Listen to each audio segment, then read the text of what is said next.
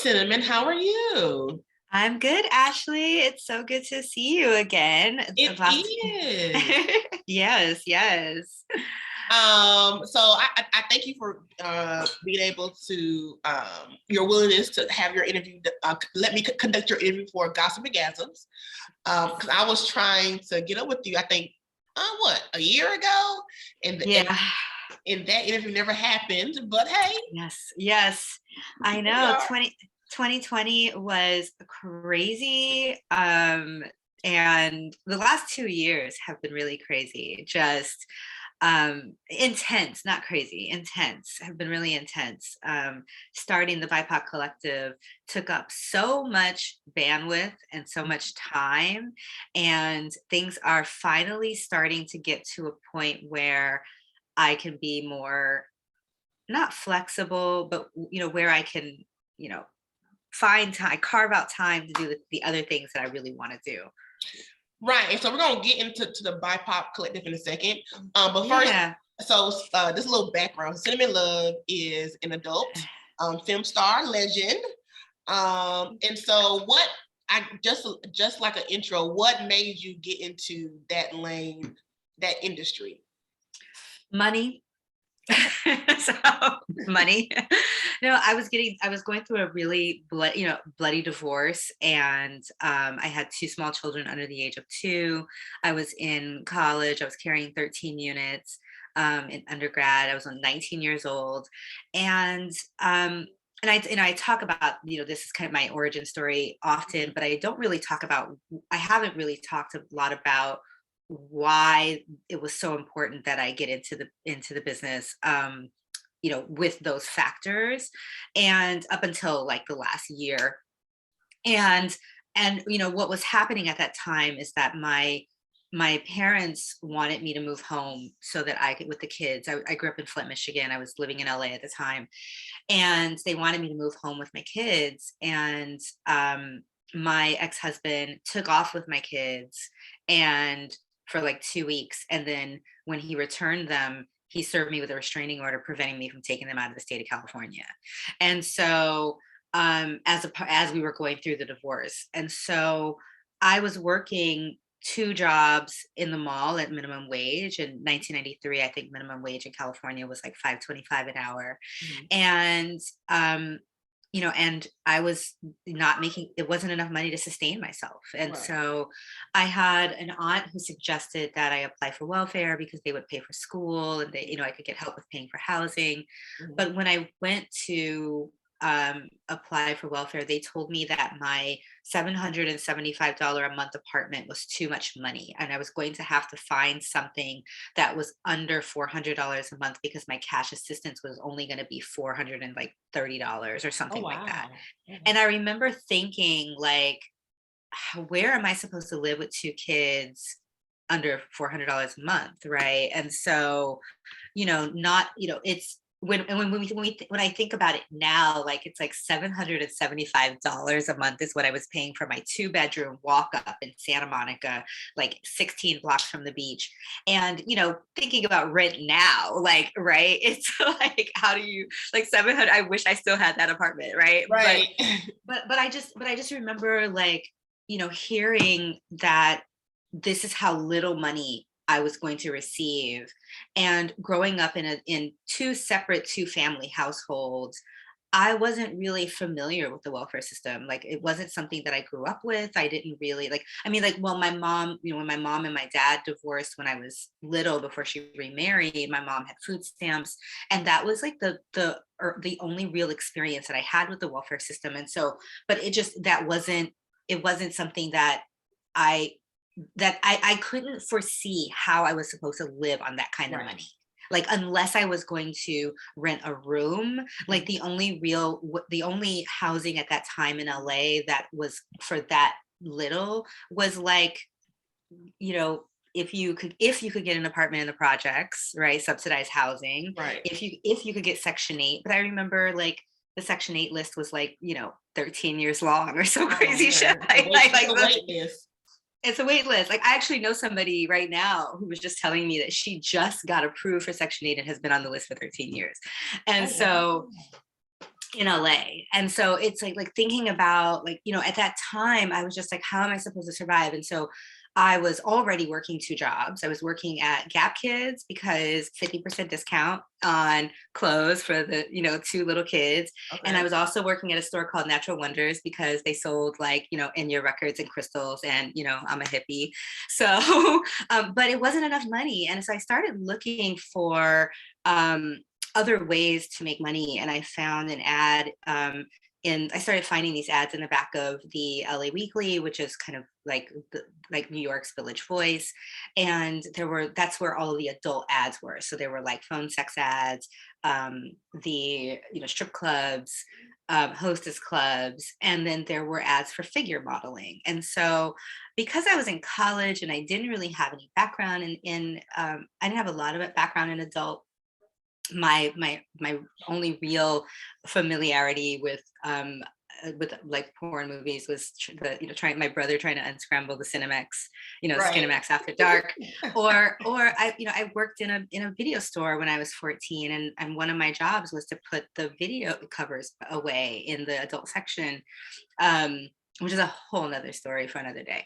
But that was it. And so I didn't know that figure modeling was code for porn.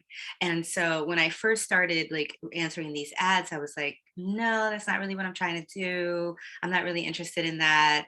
And eventually, you know, like to fast forward, you know, I tried to audition at a strip club, but I couldn't audition because it was topless and they served liquor, and I was only 19, and you have to be 21 to dance topless. You can be like if you're under 21, you have to dance in the nude clubs because there's no alcohol. And so I was like, I don't want to be fully naked in front of a room full of people. Like, I don't mind being topless. Like I have my perfect 19-year-old boobs. And so I was like, I could do that. But eventually I met a director who was just really dope. And, you know, we spoke on the phone. You know, this is all like pre-internet. So, you know, we wound up speaking on the phone, and then we met up at the West Side Pavilion Mall in front of the IFC movie theater, and we had a conversation, and he offered me a lot of money to do my first film, and I turned him down. Okay. And then he was like an award-winning director for this, you know, at the time, this little teeny tiny company called Wicked Pictures, which is now one of the top 3 companies in the industry. But he kept calling me and offering me more money and more money. At the time, the gonzo or amateur genre was brand new, and there really weren't any Black women who had my look. Like I was literally like the first kind of Black girl next door, like the first teen, like commercial girl next door, teen looking girl. Okay. In the business. And so he just kept asking me, like he kept reaching out to me, asking me for more and more and more money, until finally he just happened to hit me at the right time. Yeah, I was like 3 months behind on my rent. My son had a hole in his shoe, and I was like, and he offered me enough money to where I was able to not only cover all of my past due rent, but, you know, have some money in the bank too. So it was just it was divine timing. Uh-huh. that I got into it in that way. But really just needing to be able to find an alternative source of income to be able to provide for myself and my kids, without any real support, made it to where I just walked right in. So whenever you finally got to the point where you told like your parents, mm-hmm. How did they react? I know, like I'm from the South. I'm from North Carolina, mm-hmm. and I'm just a sex blogger. That's it. I just write about sex. And I know, like my mother in particular was like, oh my God, what are you doing? Like, why are you writing about sex? So I can imagine if I told her, oh, Mom, I want to be a porn star, like she would literally have like blown the gasket, right? Yeah. So when you told your parents, okay, this is what I'm doing, or your family members, how did they react? Yeah, such a great question. I mean, so my mom is a Methodist minister. Okay. She is super, super conservative. Her parents were from New Orleans. So, okay. Very definitely same kind of, Southern Baptist upbringing. And my stepdad was in the military. His folks are Caribbean and African. And so I actually came out to them as being bisexual and doing porn at the same time. Oh, a double whammy. Okay. I just got it out of the way. Yeah. Because I knew that my dad got magazines that came to the house. They would come in the paper wrapping. And I had my first Hustler magazine like layout that was coming out, and I didn't know what kind of magazines he got coming to the house. But I was like, let me just tell them before somebody else tells them, because my parents always told me that there should never be anything that you do that you're so embarrassed about or ashamed about that you can't tell your parents, right? So it's like anything that you choose to do, you should be able to tell us.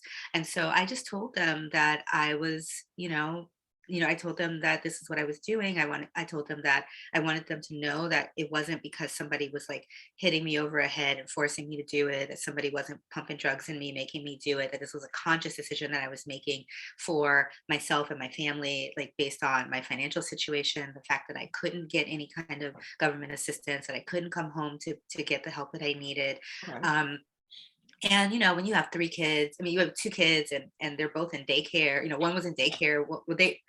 One was in daycare, one was in preschool. And it was like, at the time, I think it was like $300 a week for childcare, not including what I was paying my neighbor to watch the kids in the evening when I was working. So it was like, I wanted them to know that this is what was happening. And my mom cried. My stepdad was like, well, what are you doing? And I was like, well, I'm having sex with guys and girls, and he was like, well, I understand why you have, why you would like girls, because I like girls. And then there was some homophobic things that followed that conversation. Sure. But I made sure to let them know, because I was like, I don't want somebody else to come to you and tell you something that you don't already know. I want you to be aware so that you can be armed with the necessary tools to be like, oh, we already know that, you know what I mean? So and then my dad, he was really, he didn't get it, but he didn't really say much about it. And I think because my dad was he's passed on now, but my dad was definitely poly without the language and the permission to be poly. He was we like to call folks philanderers from that era, but he was definitely poly and didn't have the language. So we never really talked about it. And he never really responded. But my family has always been really supportive. I have 3 younger brothers. They think it's the coolest shit in the world. They're like 5, 10, and 14 years younger than me. My sisters have always been like, okay, so tell me about this person, or tell me about this person. Like they've, always been like really into the career and the lifestyle that I've built for myself. My cousins, I have a really big family, and everybody has always just been really supportive and super proud of the work that I'm doing. Good. That's good. I have found that sometimes in the beginning with family members, particularly parents, they don't get it, and then after a while they kind of start coming around slowly but surely. Once they say, oh, okay, it's not as bad as what I thought, or she actually is making money. Sometimes they come around, sometimes they don't, but sometimes they, more often than not, they do kind of come around. Yeah. My mom definitely doesn't get it. My mom was an artist, and we have an interesting relationship, because sometimes we're good and sometimes we're not, because I choose to live in my truth as an artist, as a writer. She wasn't supportive of my writing career when I was a kid. So it's because she is she grew up, because of how she grew up, she didn't have family that was supportive of her singing career. You know, Okay. my mom got into Juilliard and to study opera. And, you know, for people who are listening who aren't familiar, Juilliard is the top, you know, place to go for performing arts in, you know, education. So she got in to study opera, and her father was like, my only girl child is not going to New York City by herself to, you know, to sing. Like, that's not going to happen, you know. So it was hard for her to like even grasp the concept of my being able to pursue a career that was not doctor, lawyer, teacher, scientist, like, you know what I'm saying? And so even now, like, I think it was like a couple of years ago, we were having a conversation, and I was like, you know, I think, oh, during the pandemic, she was asking me about a gig that I had as a special events coordinator for a whiskey distillery. And she was just like, you know, have you thought about calling them? And I'm like, for what? Like, there's nothing open. Like, there's like this, we're in the middle of a pandemic. There's no events going on. Like, what am I gonna call them for? She's like, oh, I don't know, a job. And I'm like, girl, like, listen, my mama does that to this day. Like, when I went home for Christmas, because I recently moved to Atlanta. So when I went home for Christmas, she was like, are you, because I have a degree in biology and public health. So she was like, are you sure you don't want to, you know, apply to the CDC? No, I don't. For what? No, for what? What am I doing? Well, no, I don't. I'm good. Thanks. Like, so every 6 months or so, I swear, I'll either like, yeah, I get a text or a call, be like, you know, there's this job I found. I think they can't grasp their mind about that you can actually make a whole living and career outside of a traditional job. Like a traditional job, right? Exactly. Yeah. And it's the same. I remember like this, you know, maybe a decade ago, over a decade ago, it might have been like, because I have time blindness, but I would say, you know, early in my career, I did my first appearance on Playboy TV, and I learned how to salsa dance with CeeLo Green. Oh. And so, and, you know, I remember telling my mom, I was like, you know, I should be able to have conversations with you about certain benchmarks in my career. And as one of the first Black women on Playboy TV in a non-sex related capacity, I should be able to have that conversation with you. Like, I don't need to talk to you about, you know, what I'm doing when I'm on sets, or what, you know, like, I don't need to have those kinds of conversations with you, but there are certain benchmarks in my career that I should be able to have with you. And, you know, early during the pandemic, you know, we had a conversation. I had to go home. My mom had knee surgery, and we were talking, and I said to her, I said, you know, the nature of our relationship has to change, because the mother that I needed as a child is different than the mother that I need as an adult. And so while I still need my mother, it's totally different. Like, I'm going to be 50 in a couple of years. Like, you know what I'm saying? So it's like the relationship that we need to have has to shift so that I can still have you in my life and have the relationship that I need with you in my life. Right. And that was hard for her to hear, but it's like, as we get older, it's like we need to be able to step into the wholeness of our being and still have the support from our family without having like to explain ourselves or justify our lives and existence.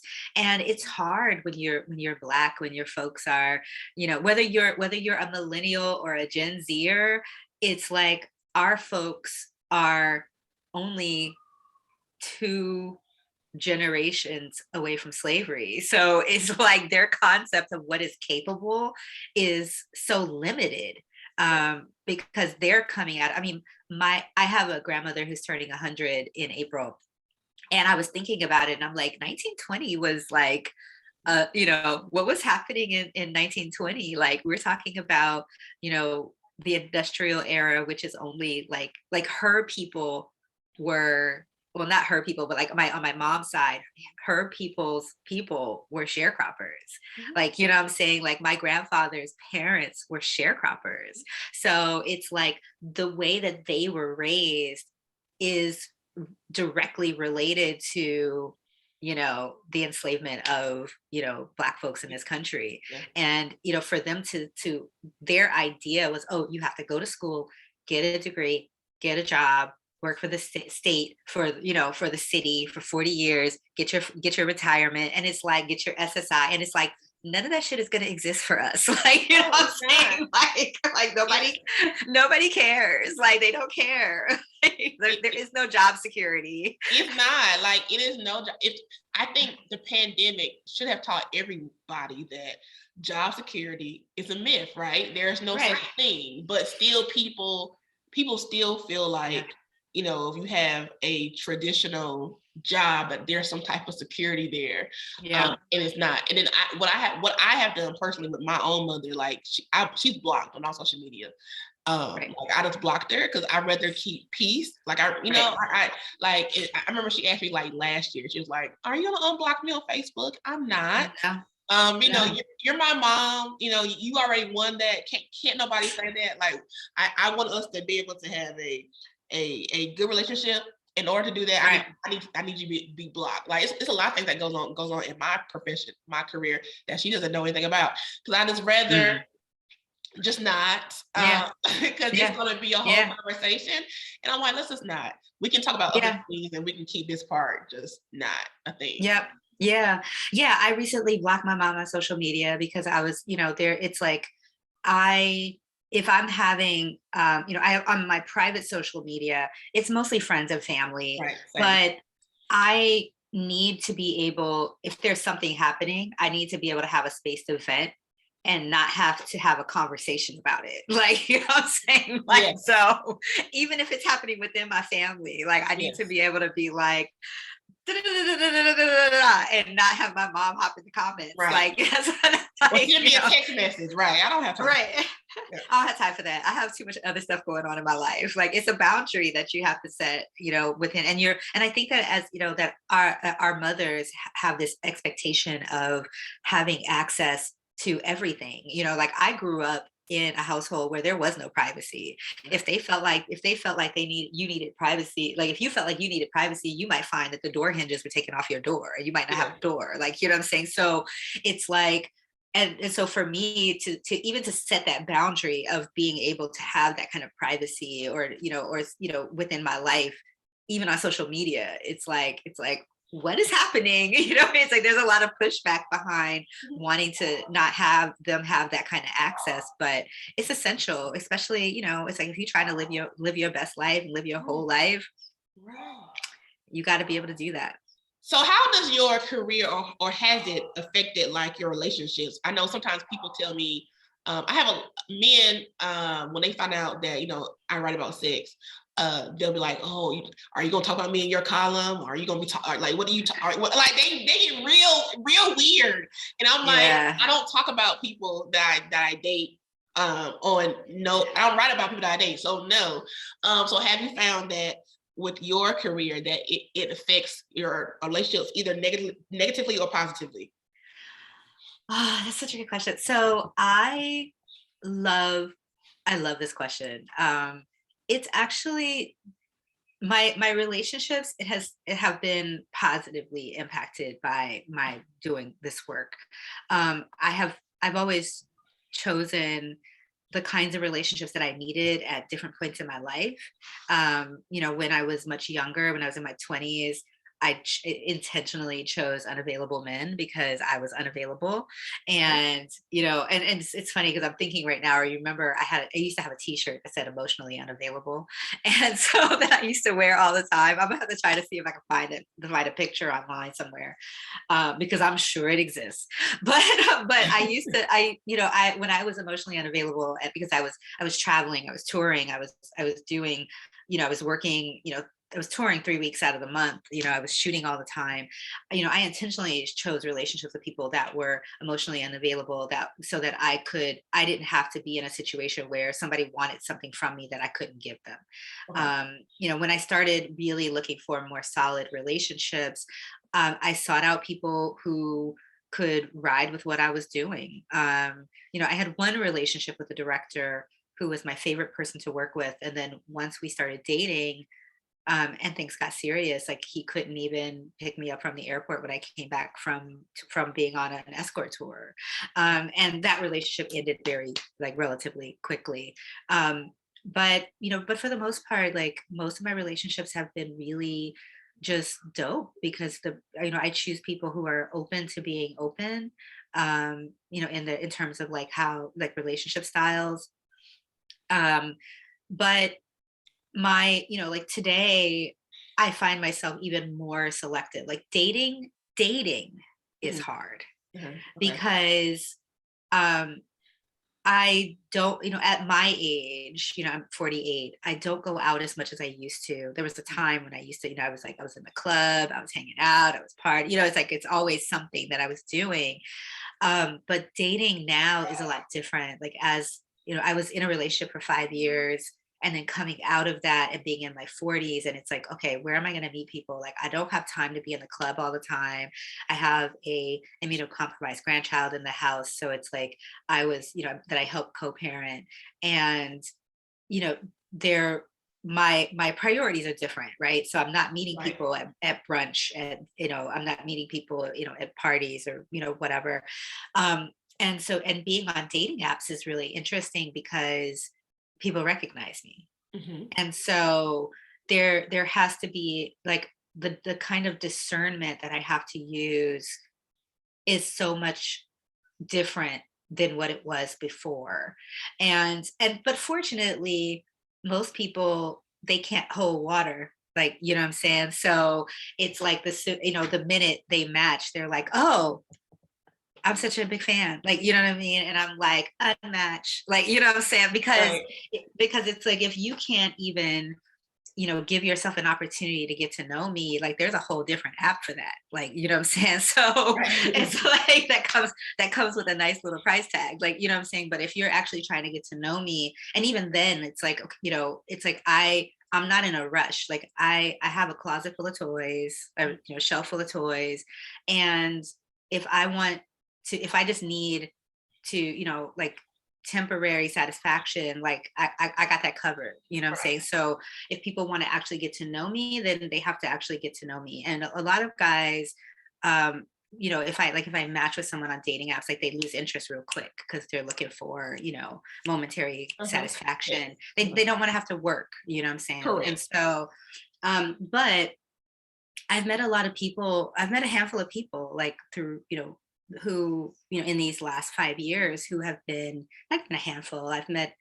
I've dated like 14 people in the last 5 years. And it's been really amazing to be able to get to know people and to rethink what it means to date, to rethink my personal boundaries, to rethink what it means to, what it is that I'm looking for.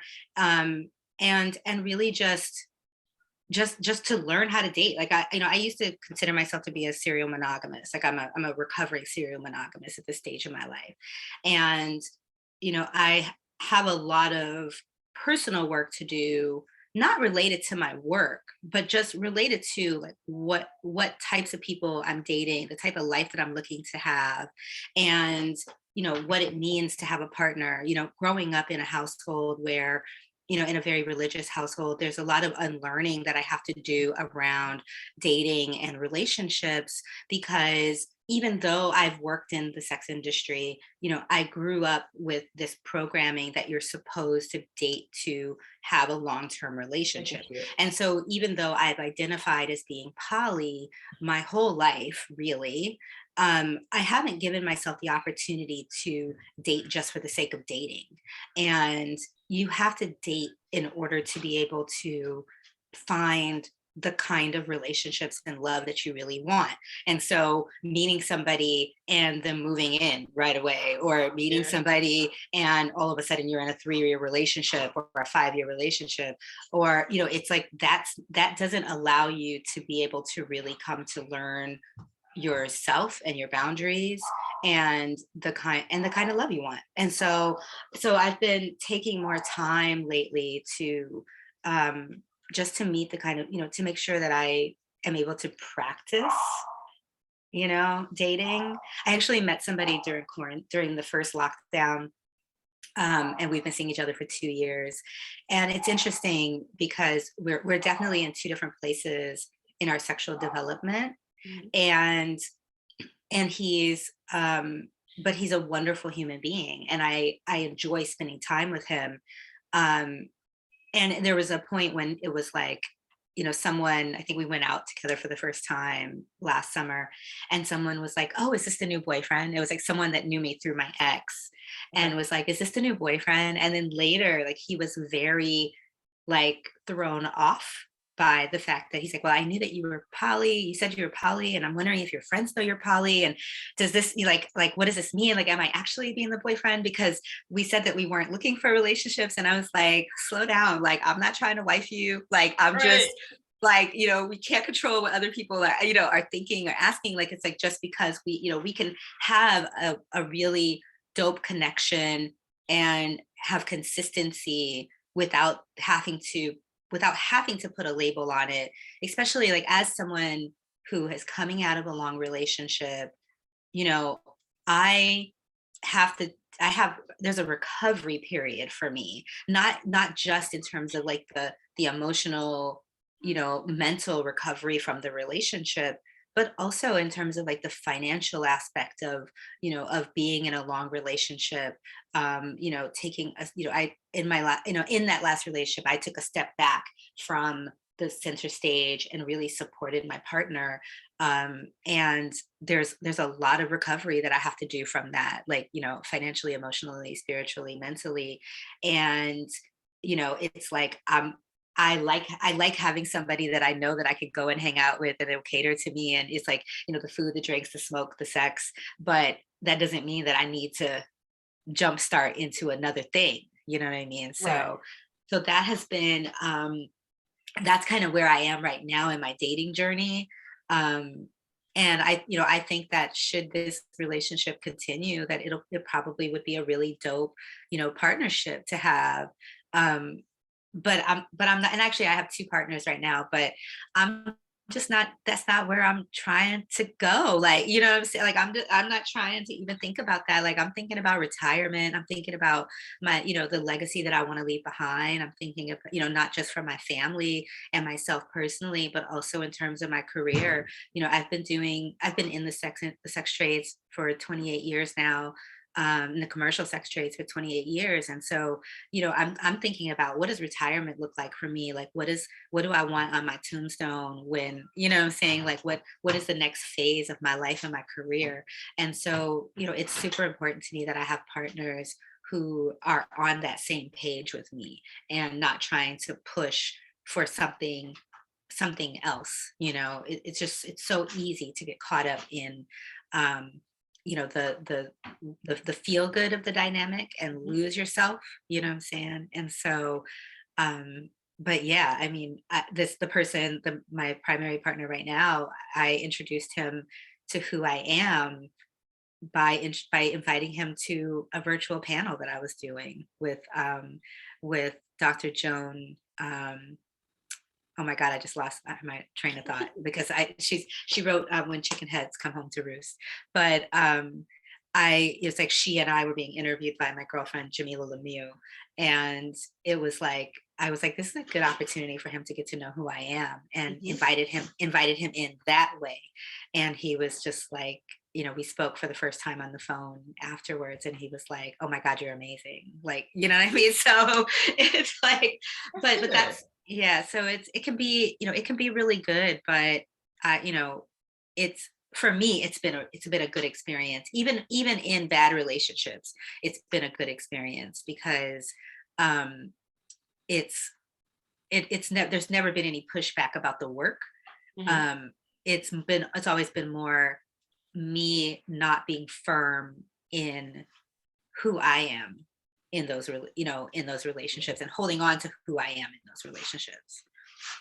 I can relate to that. That's very relatable. Just in my own dating experiences, try to find people who celebrate me, and then me creating those boundaries. So I definitely understand that. So let's switch gears to professional. So technically you're retired. right, from the adult industry. But I know, like, so but you still work in the industry, but you're not, I guess, creating films anymore. But like, I know you have OnlyFans, correct? Yeah. I don't work for other people anymore. Okay. And up until COVID, I had not been producing content really for almost a decade. And so I was online in 97. I got online in 97 doing webcamming, and I launched my first website in 1999. So I had been doing content creation for a long time, and I stopped content creating because I prefer in-person sex work. I had undiagnosed executive dysfunction for a long time from multiple head injuries, car accidents, and stuff like that. And I didn't realize until last year that that's why I prefer in-person sex work to the online work, because the online work takes a lot of, like, it's like 60% admin. And so if you have executive dysfunction, like, the shit it doesn't go together, right? You know what I'm saying? So, but I during COVID, I was, like so many other people, like I was forced to, or during the first lockdown rather, it was so many other people, I had to go online. I have, like I mentioned earlier, like I have an immunocompromised grandchild in my house. Our whole house had to shut down, during 2020, nobody in, nobody out. And, it's fortunately for me, because of who I am in my career, I was able to pivot to online, easily. I already had an OnlyFans, but I was mostly posting like nipple slips and nudes that, like fine art, that I couldn't post on Instagram without getting deplatformed.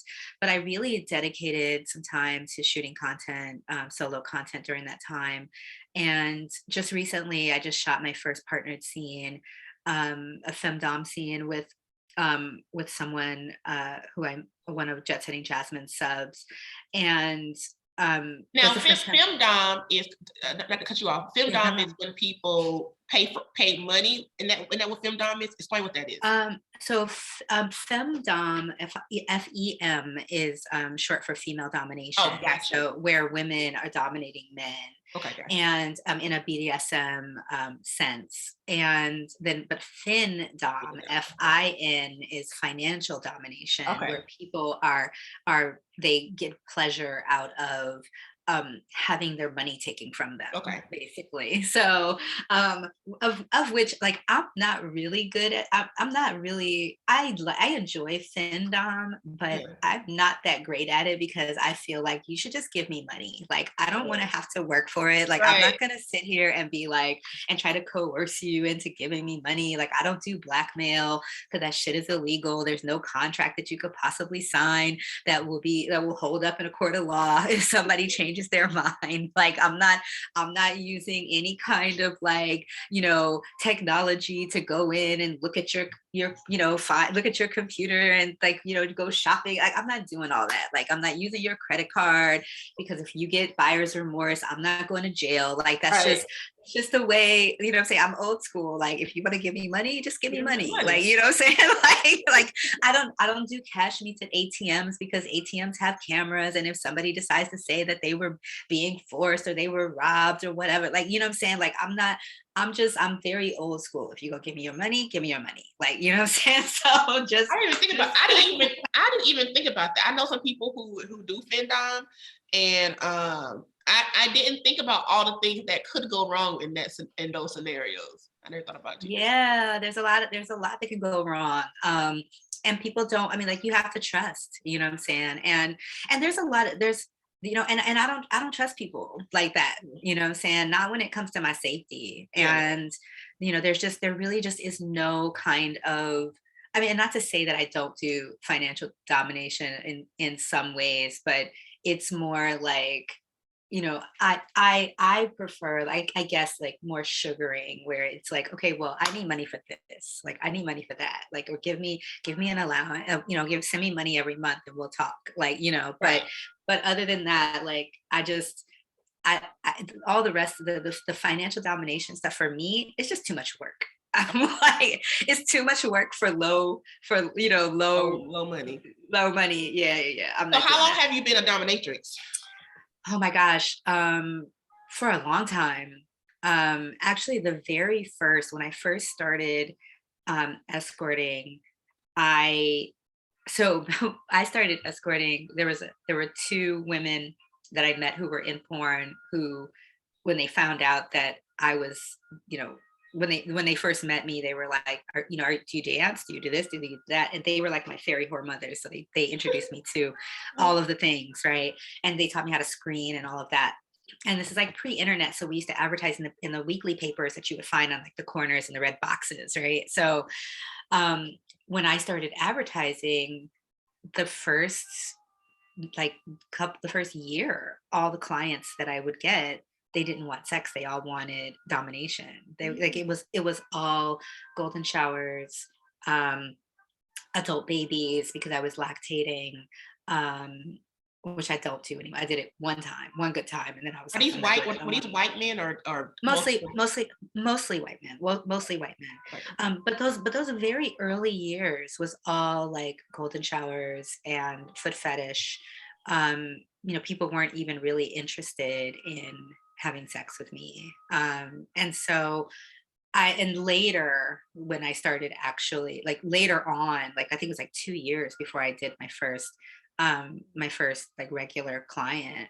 And then so for 26 years I've been doing like various forms of domination.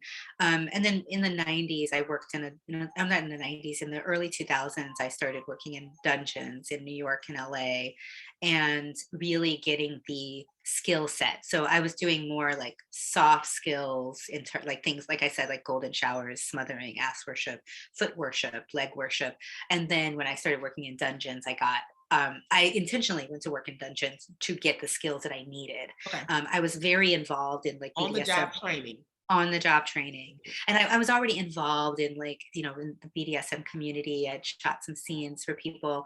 I had one of my best friends and her husband, they own a dungeon in LA that throws munches and parties. So I would go there for munches and educational programming to learn skills, and then decided to work in a dungeon to really get the training, the advanced training that I needed. And that kickstarted a whole nother leg of my career, because it's very different. It's very different working as a sub in films versus being a dom in the real world. Right. So I was getting ready to ask you, of the two, which one do you prefer? Which one do you like better? I prefer I'm a switch. I'm a lifestyle switch. Okay. So I prefer subbing it to my partner, but I prefer doming to clients. Like I don't sub to clients at all. Like there's no tying me up. There's no like, you can spank my ass and while we're having sex or something, but there's no the things that I do that I've done on film, which mirror my personal relationships, are not things that I do with my clients. And so that's really more for safety, and also because I need to be able to feel comfortable and trust someone to be able to submit to them. There has to be a connection. There's this sapiosexual, intellectual connection that I have to have with people in order to feel like I want to be able to submit to them. But with clients, it's different. It's like, no, I can smack you around and beat you, like whatever. Like it's just, because there's the hard skills that I have that make it very easy to do that work. But just for safety reasons, like I've just never submitted to clients. Okay. So I know you are the founder and you created the BIPOC Collective. You were talking about that earlier. Yeah.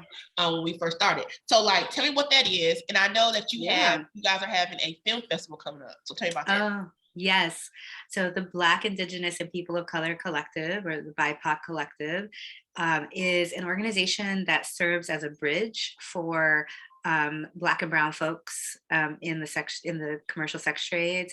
We act as a bridge between the organizations that work primarily with full service and low income or street-based sex workers, and the organizations that work with the mainstream film industry. We were formed in the middle of 2020 specifically to provide financial assistance for content creators who were experiencing difficulties because of the pandemic. Okay. There was so many people who had to go online, and for people who don't know, that first round of PUA, sex workers were excluded from that money. Yeah. Not only sex workers, but anyone who worked online. There was this assumption that you could still work, right. And so we created this. We started fundraising to put money directly into the pockets of vulnerable sex workers, but also we knew that because everybody was raising money for their communities, that there would be a finite amount of money. So we started doing some other kinds of programming, like educational programming to teach people how to make more money. We started doing programming that would allow people to mental health and wellness programming. So offering like free yoga classes online, a free weekly support group, like just offering people the kind of resources that they needed to be able to survive the pandemic. In addition to, sending out PPE to folks who needed it, and then connecting people with resources. And so since then, we've now raised, I think the first year we raised about $20,000. Last year we started doing grant writing and some more creating more structure around our organization, and so now we just last year we got $65,000 in grants. We just received a $26,000 donation at the top of the year. Like last week we got a $26,000 donation.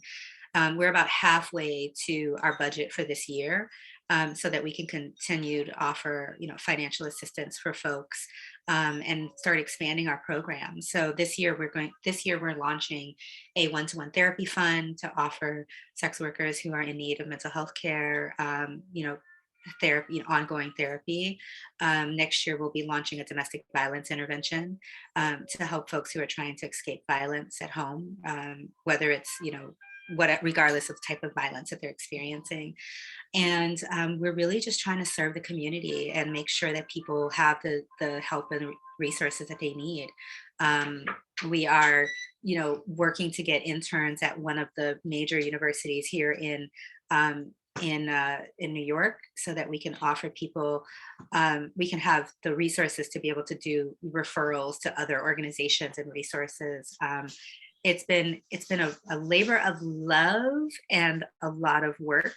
And yes, like you mentioned, we have a film festival coming up. Last year we did our first film festival at the end of January, at the end of February for Black History Month, where we highlighted and amplified Black creators, just so that we can give them, folks who, queer and trans folks, or, other Black and brown folks who may not necessarily get the kind of traffic that they need to be able to amplify those voices and their art. And instead of giving out trophies, we gave people money, because we wanted to make sure that people have the, it's like one of our collective members, Daisy Ducati, had tweeted that trophies don't pay bills. And I was like, yes, that's exactly it. Trophies don't pay bills. Like, we need to put money in the pockets of these creators that we're amplifying. And one of the things that we decided to do, in addition to the film festival, was we also showcased a classic film from the 70s featuring Jeannie Pepper, who is an icon and a legend. She was in the business for 30 years before she retired. And she, we did a Q&A with her afterwards, so that we could talk about basically talk about the kinds of issues that, that creators and performers were having back in the 70s and 80s, and how that relates to the work that we're doing today, because not a lot has changed.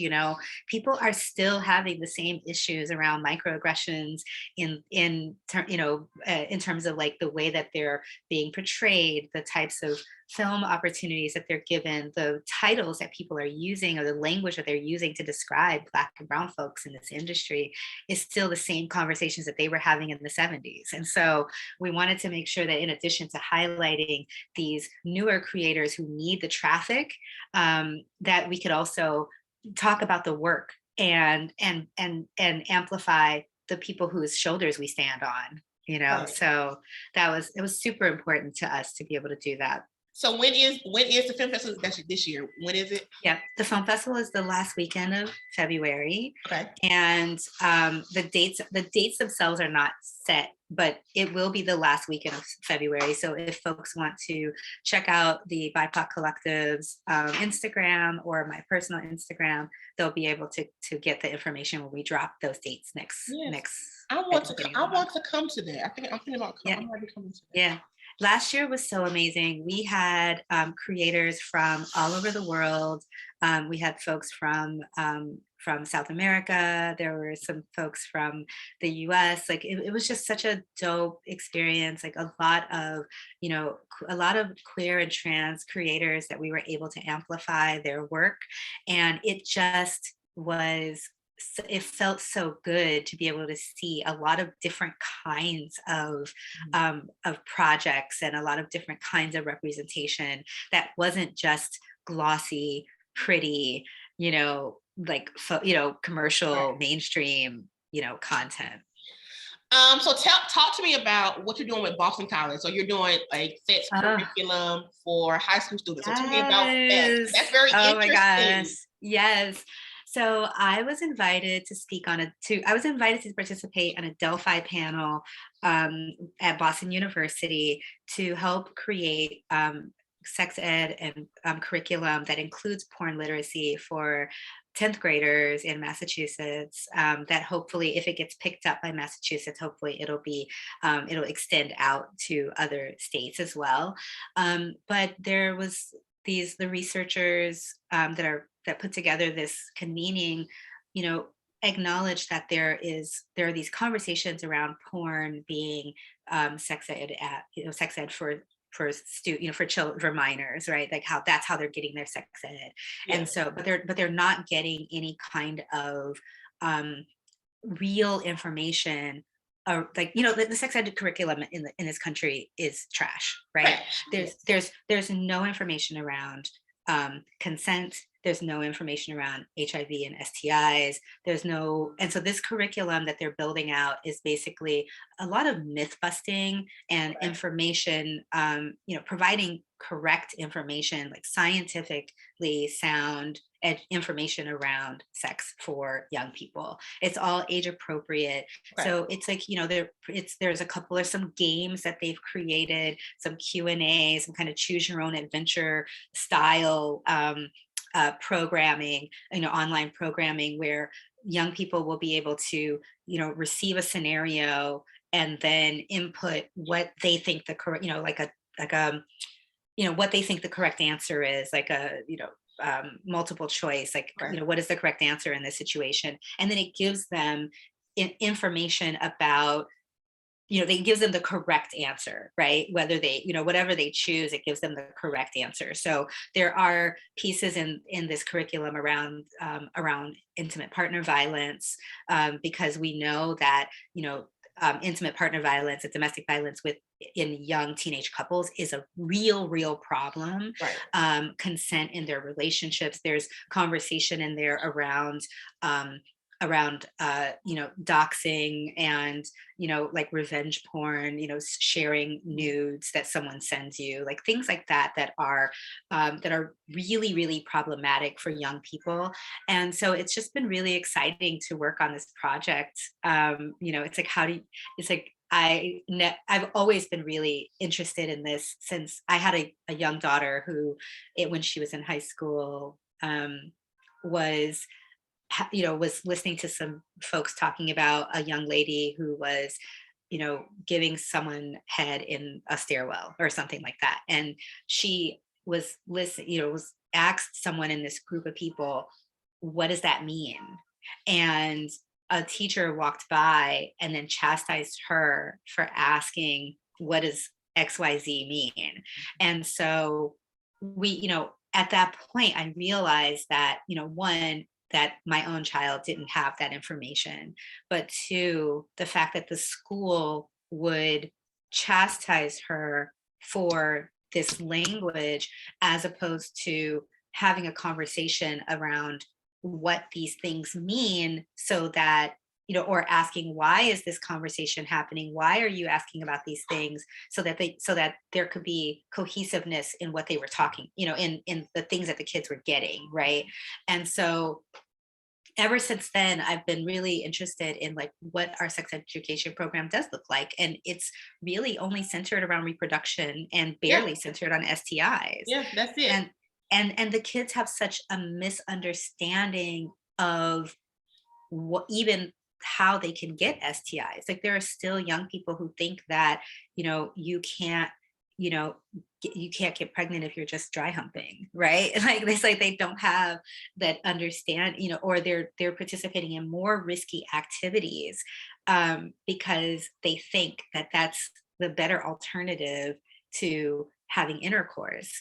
They don't understand that you could still get STIs from oral sex or anal sex. Like, it's like there's just not enough the education that they're getting is not significant. And of course, there's still the barrier to parents being able to opt out of sex ed for their kids as well. But we're still seeing these numbers of, HIV and STIs in young people are still high. We're still seeing young people having teen pregnancies. We don't hear about it as much in the news anymore, about young people, dumping, having, like dumping their kids in a dumpster, or leaving them in a bathroom, or whatever the case is. But when we do see these cases, these young people are being criminalized for the information that they're not even getting. It's like we see every couple of years, we see a story about boys trading pictures of young girls on Facebook or on Snapchat. Young people are participating in the sex trades, and in terms of like selling their pictures on Snapchat, or whatever the case is, and they don't even understand that they could go to jail for that. Like they don't understand that even if you're a minor and they're a minor, it's still disseminating child sexual exploitation material. So it's like, if we don't have some sort of intervention to provide appropriate, age appropriate, comprehensive education for young people, we're going to continue to see a population of young people who are incarcerated for doing things that they don't even know is not legal. And truth be told, like, so this information can also like really benefit adults, even adults in college, people in their 20s and their 30s. Absolutely. Like, because there's people who are 30 plus years old who don't know a lot of things, or who think porn is real life. You know? Absolutely. And I think that, like, it's unfortunate that our education system has failed people. Giving parents the ability to opt out of sex ed has really damaged a lot of young folks, and it's put people in a position to where porn is their sex ed, and it's not meant to be that. It's meant to be an entertainment for adults. And so if we don't develop some sort of literacy around the material that we're watching, I mean, you don't watch an action adventure movie and think, oh, I'm going to go parkour off this building. Like, what I'm saying? Like, I'm going to jump off this building. I'm going to go jump off of a moving train. Like, what I'm saying? But because we're talking about sex, because people you're watching two people actually having sex, and that these things are physically possible, there's this curtain that goes up where people don't understand that sex workers are trained professionals the same way that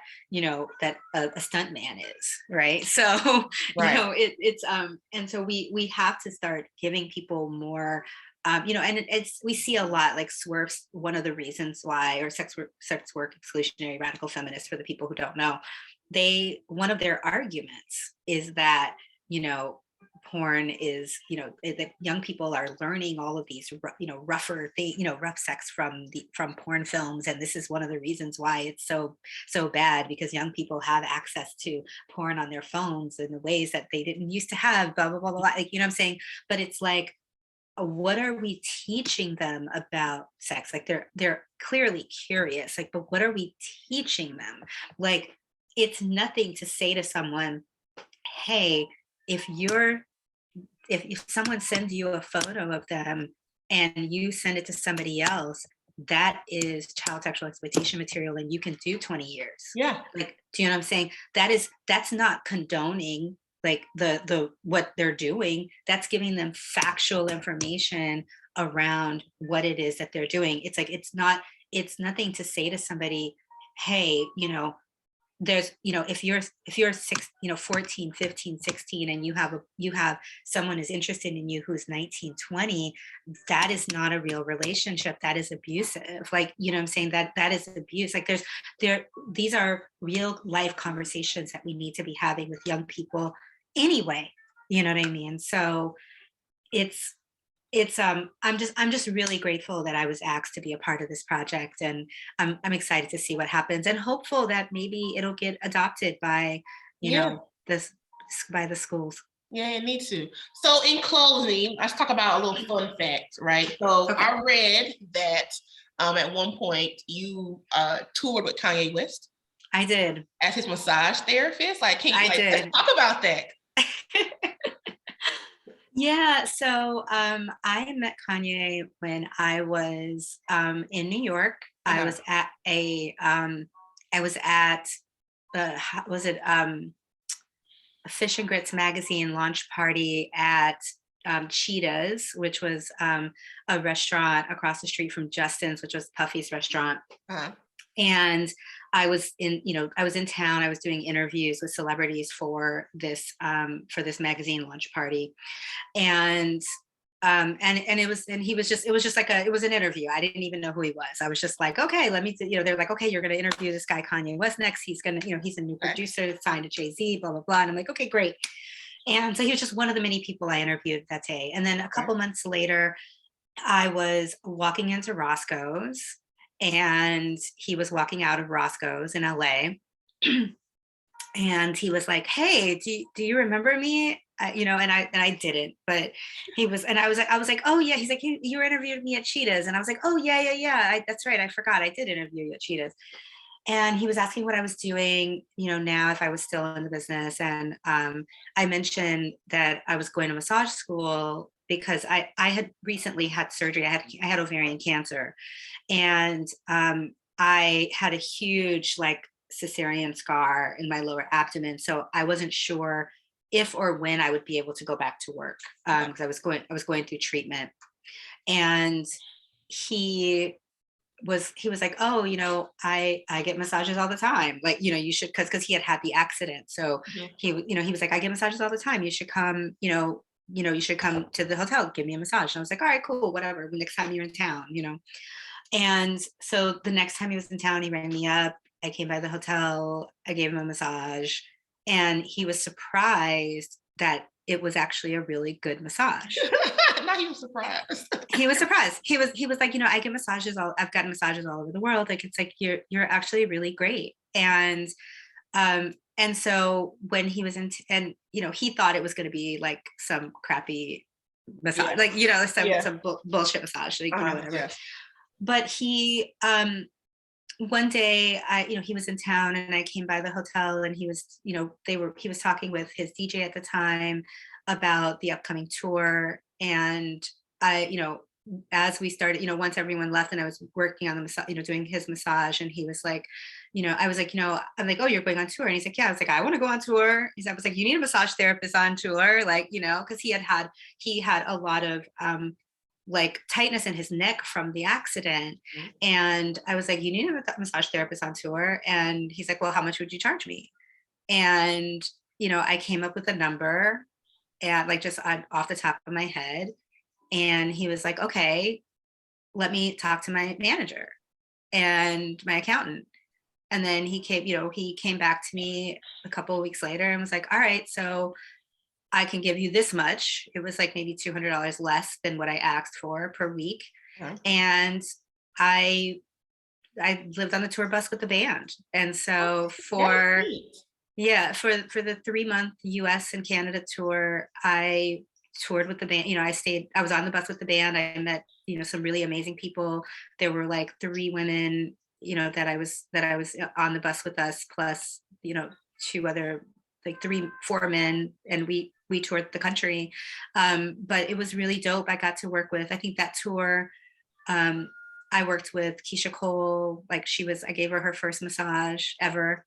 Fantasia, I gave her a massage. Like, it was really dope. But basically, because of Kanye, for the good 3 months, I think it was 3 or 4 months for the Touch the Sky tour, I was able to pay my bills at a time when I couldn't work, because I was recovering from surgery. So yeah, it was really dope. Like I'll always be grateful for that opportunity to be able to do that, because there were a lot of people who, it was hard. I wanted to work independently, but it was hard because of the fact that I am a porn star, and so people would try to book me, and they would think that it was going to be like, a rub and tug, and it's like, not for $150. It's not like